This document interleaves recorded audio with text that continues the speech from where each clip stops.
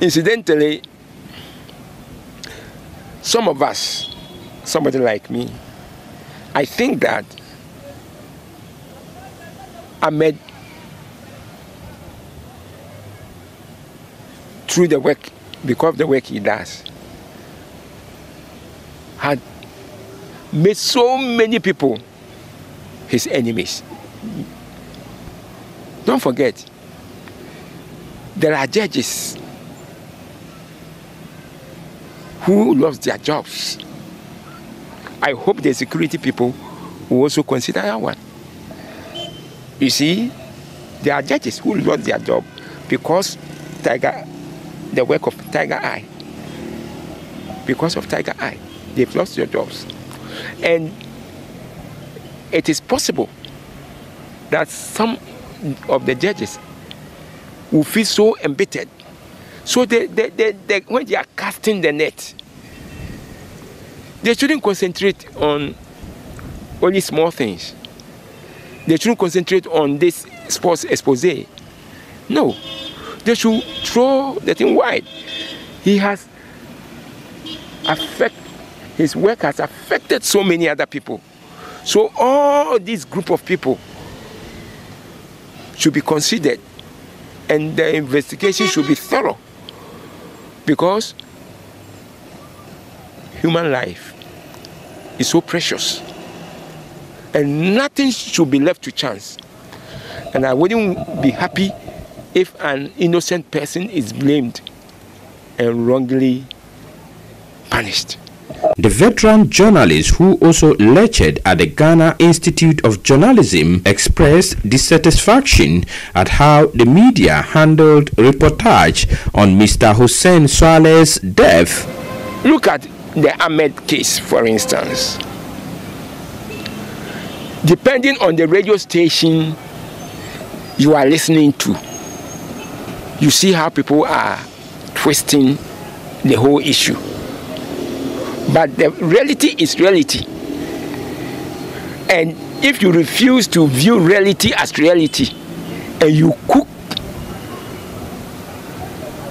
something which is not real as reality, you are being a great disservice to this country. So I'm saying the quality of the journalists that are coming out is our bane, and we must do something about it, you know, so that the element of objectivity, that object of objectivity, should be paramount in our training, devoid of biases. But how did we come to this point? I mean, you've mentioned that in the past you were very objective. How did we come to this point where journalists are divided by party lines or whatever? Yes, you see, the training is the problem. The training we are giving to our journalists is the problem. Some people go to school for 3 months or so, and they are given diploma to come and work as journalists. As I have said, during our time, we happened to be the new nation generation. Our new nation generation. All I'm saying is that I, for instance, 1957, I was in class 1, 1957. So we were being brought up, you know, with certain mentality and focus.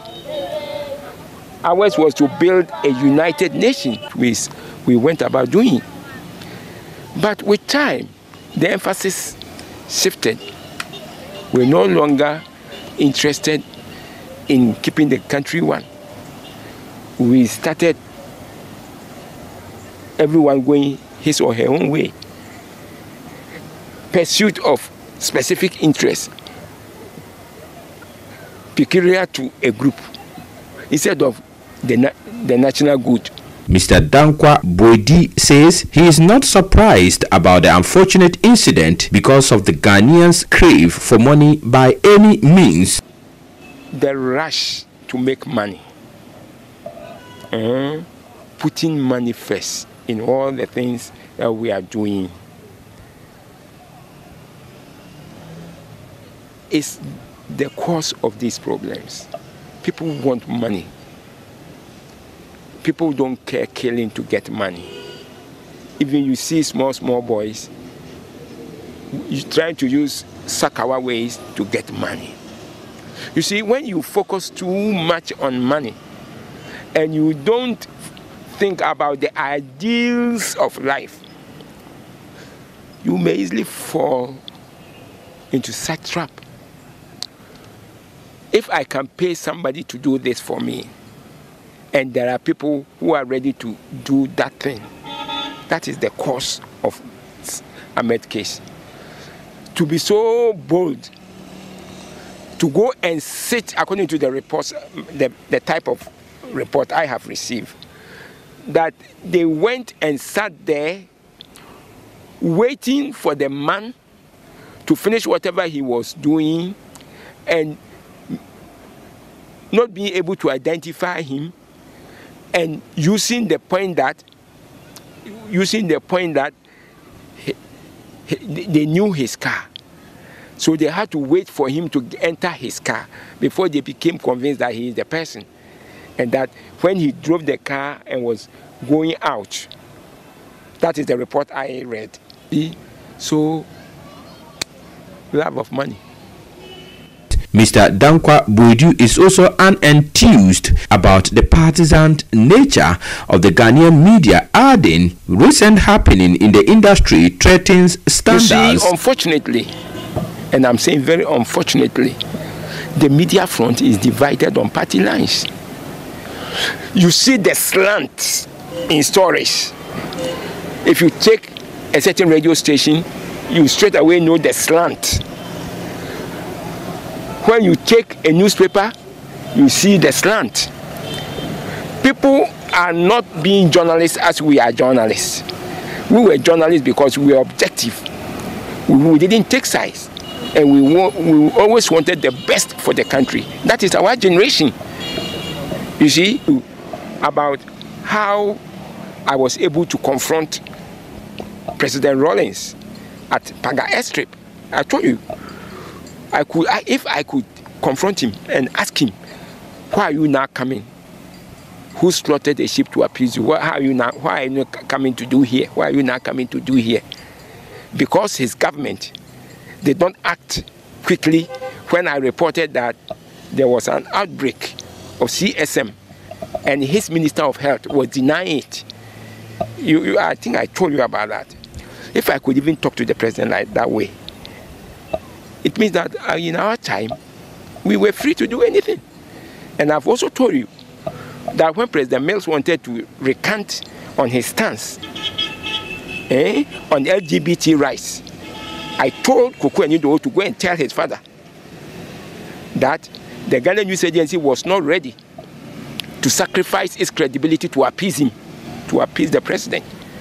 I told Koko Enido, and true to it, President Mills backtracked, and then said he stood by what he said, But for my insistence that GNA was going to stand by its story, he might have retracted that he didn't say that one, what we reported him to have said. But because I was able to stand my ground, I was able to get him to agree that the white people should not dictate to us. You get me? So that is how it is. So at our time, we were not stepping on too many toes, because we were focused on building the nation. But with the growth of the media landscape, there has been a major change in the media landscape. And every situation brings its own stories and tales. That is why this is an offshoot of what we are having. Mr. Danquah-Boadi has some advice and suggestions for practitioners. As for credibility, that one, we are failing. We are losing the credibility as we go along. But this mindset I would like to impart to all journalists. Number one, if you are a journalist, you should know that you are in the most perilous profession ever.